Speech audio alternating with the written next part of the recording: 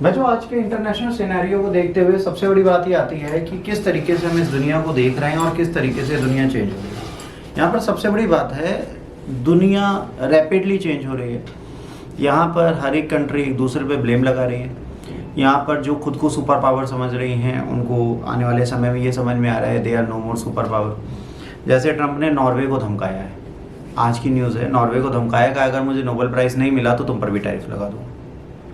तो ये तरीका नहीं है किसी भी लीडर का कोई भी चीज़ हथियाने या पाने का। जैसे इंडिया से क्या कहा जा रहा है, आप डेयरी प्रोडक्ट्स और एग्रीकल्चर प्रोडक्ट्स अगर हमारे एक्सेप्ट करते हैं तो आप पर हम टैरिफ नहीं लगाएंगे।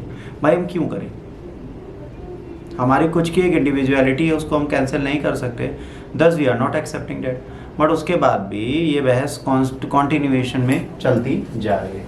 तो आइए, ट्रंप और पुतिन साहब की एक मीटिंग हुई है, जनरली मीटिंग ये हुई है, और ये मीटिंग का मेन पर्पस रखा गया था यूक्रेन का कॉन्फ्लिक्ट। ट्रंप क्या कोशिश कर रहे हैं, वर्ल्ड वाइड पीस इस्टेब्लिश कर रहे हैं। ये चाहते हैं सारी दुनिया में शांति इस्टेब्लिश हो जाए और उसका ग्लोबल लीडर मैं रहूं, मैं अब सारी दुनिया में शांति इस्टेब्लिश कर दूंगा। बट क्या ये संभव है? मेरे हिसाब से इन भाई साहब के लिए तो नहीं है। बट ये समझाने की कोशिश कर रहे हैं, सोच रहे हैं कि मैं सबको समझा ले जाऊंगा, सब शांत हो जाएंगे। 40 बार से अधिक बार ये बोल चुके हैं कि भारत और पाकिस्तान को मैंने ट्रेड का लालच देके सीज फायर करा दिया। क्या कहा था? ट्रेड का लालच दिया।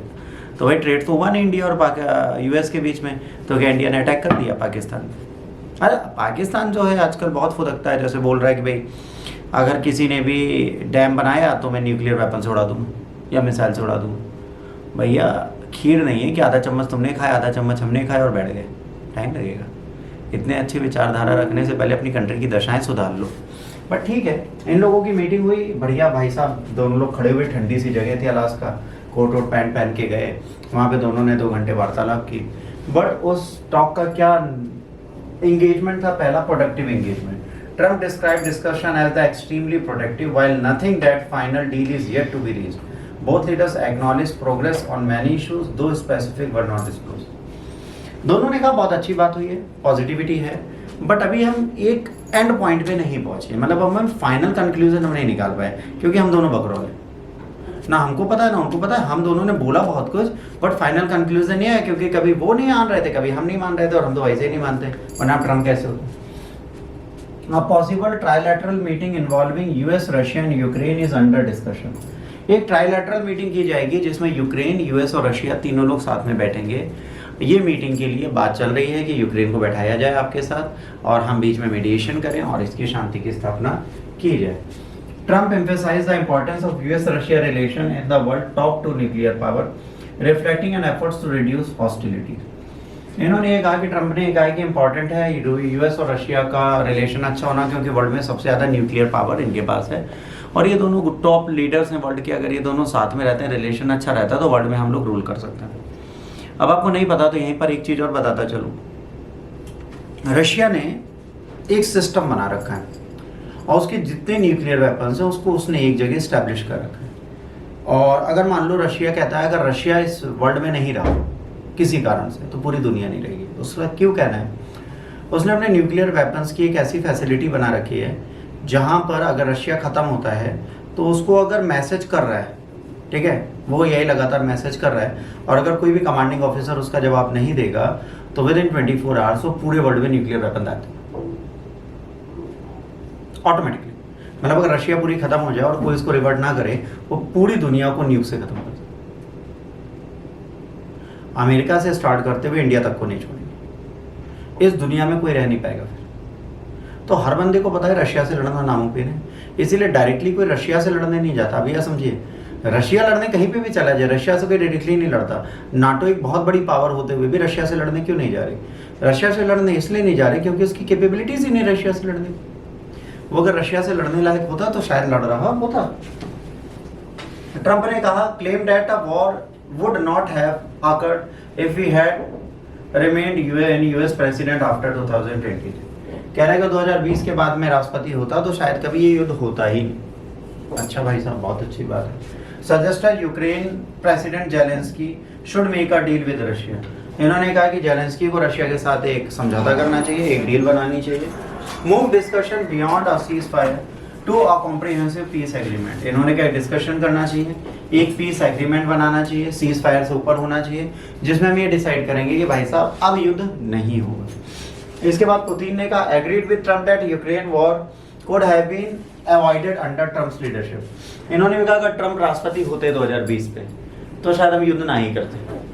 ठीक, इसके बाद express willingness to move forward on a dialogue to resolve crisis. इन्होंने कहा है चलो मिलके बात करते हैं और इसको रिजॉल्व करते हैं। Emphasis improving US Russia relation and potential cooperation in high technology, Arctic and outer space. Outer space, high technology और आर्कटिक रीजन में हम सब लोग मतलब बायलैटरल रिलेशन से काम कर सकते हैं। Trade tariff 25 tariff on India's export is a part of Trump's pressure strategy on Russia. US Treasury want to hasten sanction with proposed bill authorizing up to 500% tariff on state aiding Moscow war. 25% लगाते हैं, एक bill ही अपने senate में लाए हैं जिसमें यह है कि जो रशिया को वॉर में ट्रेड से सपोर्ट कर रहा है उस पर 500% टाइम टैरिफ लगाएंगे। कितना लगाएंगे? 500 गुना। अभी तो इंडिया पे 1 जीरो कम है। Oil export under scrutiny.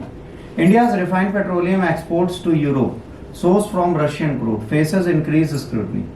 Trump's claimed Russia lost India as the oil client due to the tariffs, though India's refineries denies US measures affected their buying decision.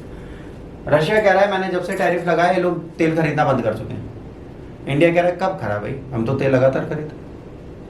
ठीक, this development place India in a difficult position between maintaining energy security and navigating complex geopolitical pressure. जो आज की date में world wide चल रहा है उसमें India को क्या प्रॉब्लम आ रही है? या तो वो अपने रिलेशन सही कर ले वर्ल्ड वाइड या अपनी एनर्जी नीड को फुलफिल कर ले। तो इंडिया इस टाइम पे एक डिलेमा में है, किसकी सुने किसकी ना सुने। Since 2022, India has become major buyer, ठीक है, of discounted Russian crude, with Russia now accounting for 35 to 40% of India's total oil imports by volume. अगर हमें 100 चाहिए तो उसमें 40% हम रशिया से ले रहे हैं। This strategy has ensured energy security, but draw criticism from the Western nation. इसने एनर्जी सिक्योरिटी तो दे दी पर वेस्टर्न नेशन क्या कर रहे हैं? इसको क्रिटिसाइज कर रहे हैं। The US tariff has indirectly tied India to geopolitics of Ukraine war. इन्होंने इनडायरेक्टली इसको यूक्रेन वॉर से जोड़ दिया। इफ टैरिफ्स आर इन्फोर्स्ड, अगर ये टैरिफ लगाता रहते हैं, इंडिया में face a difficult trade off between maintaining access to cheap energy and preserving export competitiveness. अब इनको चूज करना पड़ेगा, फेस करना पड़ेगा कि आपको चीप ऑयल चाहिए या इंडस्ट्रीज चाहिए या ट्रेड चाहिए, ये इनको डिसाइड करना पड़ेगा। देखिए इंडिया की मार्केट की पोटेंशियलिटी बहुत है, इंडिया के प्रोडक्ट्स की पोटेंशियलिटी बहुत है, बट अभी हमने मार्केट गेन नहीं की। जब हम मार्केट गेन नहीं करेंगे तब तक ये चीज़ थोड़ा मुश्किल पड़ जाती है। Great power dynamics demonstrate how secondary power like India get affected by the great power bargaining. ये बताता है कि जब ग्रेट पावर बार्गेन करते हैं तो इंडिया का क्या लॉस हो सकता है। Energy and autonomy highlights the energy security versus foreign policy autonomy dilemma. आज फॉरेन पॉलिसी ऑटोनॉमी हम देखें, हम ये देखें कि हमारी विदेशी नीति हमारे अकॉर्डिंग चल रही है या अपनी नीड को देखें। अगर हम कहते हैं इंडिया कहता है चाइना की तरह आई डोंट केयर, भाग जाए यहाँ से, ये हम नहीं कह सकते क्योंकि हमारे यहाँ लोग पेप्सी कोक के बिना जिंदा नहीं रह सकते। Diplomatic complexity shows how India refusal to ally fully with western section complicates ties with Washington. अभी जो सैंक्शन है वेस्टर्न के, इसने क्या किया, हमारे रिलेशन बहुत ज़्यादा कॉम्प्लिकेटेड कर दिए। किसके साथ? वेस्टर्न नेशंस के साथ एज वेल एज यूएसए के साथ। तो आज हमारे रिश्ते उनके साथ लगातार खराब होते जा रहे हैं। Global nexus, great power politics, यहाँ पर Trump, Zelensky, European leaders in सबसे मिलते हैं और अभी भी अनसर्टेन है कि ग्रेट पावर पॉलिटिक्स में लोग क्या करेंगे। देखिए क्या कर रहे हैं, नाटो में यूक्रेन को नहीं जोड़े पर नाटो जैसी एक शैडो पावर दे रहे हैं यूक्रेन को कि अगर यूक्रेन पे युद्ध होगा तो नाटो के सारे नेशंस के साथ लगेंगे और पुतिन इसके लिए एग्री। सबसे बड़ी बात समझिए। इसके बाद US Russia engagement highlights US Russia engagement despite strain relation under NATO's Ukraine stance could influence futures NATO Ukraine strategy on Europe security architecture। अगर नाटो में जैसे यूएस और रशिया रिलेशन अच्छे कर रहे हैं यूक्रेन के वॉर होते हुए भी, तो ये फ्यूचर में यूरोपियन नेशंस की भी सिक्योरिटी पे एक क्वेश्चन मार्क डालेगा। Geopolitical recalibration, signals a possible recalibration of US-Russia relation with ripple effects of Europe, China and India. Europe, China और इंडिया के साथ अगर रिश्ते बेटर होते हैं और यूएस और रशिया के रिश्ते अच्छे होते हैं तो एक यूनिक आइडियोलॉजी बनेगी जो प्रॉब्लम देगी। Diplomatic tight rope, balancing ties with Russia, defence energy and US strategic partnership Indo Pacific. US Indo Pacific में इंडिया के साथ पार्टनरशिप रखेगा और डिफेंस एनर्जी में रशिया के साथ पार्टनरशिप रख सकता है। Strengthening relationship with US and Europe in trade, technology and other. आज हमें क्या करना चाहिए, हमें कोशिश करनी चाहिए यूएस के साथ, यूरोप के साथ ट्रेड, टेक्नोलॉजी और अदर के साथ अपने स्ट्रेटेजिक रिलेशंस बढ़ाएं। Indian government hopes Trump will delay और डिस्कार्ड टैरिफ्स, है ना, पेंडिंग यूक्रेन पीस टॉक। अब इंडियन गवर्नमेंट क्या सोच रही है कि ट्रम्प जो है 25% और जो टैरिफ लगाने वाले हैं उसको अभी थोड़े दिनों के लिए होल्ड कर देंगे जब तक कि यूक्रेन के साथ पीस की और वार्ता नहीं हुई। India must navigate these complex dynamics. आज हमें क्या है, इस कॉम्प्लेक्स डायनेमिक्स को समझना है, हमें इस पे अपने एफर्ट्स लगाने हैं तभी हम इन चीजों को ठीक से कर पाएं।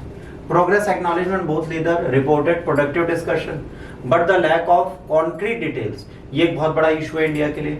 पुतिन्स legitimacy, the summit may have given Putin symbolic legitimacy on the world stage despite ongoing concern about Russia's action in Ukraine.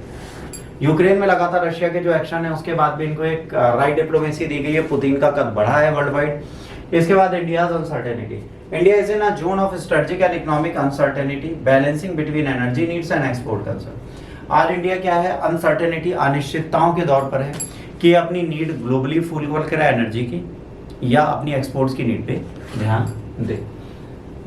US Russia Alaska summit represent करती है tentative but crucial step towards peace negotiation of Ukraine. New Delhi को navigate करना है dual challenge, energy supply Russia के साथ maintain करनी है और यूएस के सेकेंडरी टैरिफ के अगेंस्ट अपना काम करना है। The summit long term impact जो है अभी भी नहीं पता हमें क्या होंगे, ठीक है, अभी हमें ये नहीं पता कि क्या होगा, बट जब दो ग्रेट पावर कंपीट करती हैं तो जो वीक पावर है वो बीच में फंस जाती है, जैसे इंडिया। आज इंडिया बिना किसी कारण के इन सब मुद्दों में फंसी हुई है और ये है हमारा पहला करंट अफेयर्स। इसमें आपको कुछ भी पूछना है तो आपको मैं देता हूँ 5 मिनट का समय, आप पूछ लीजिए।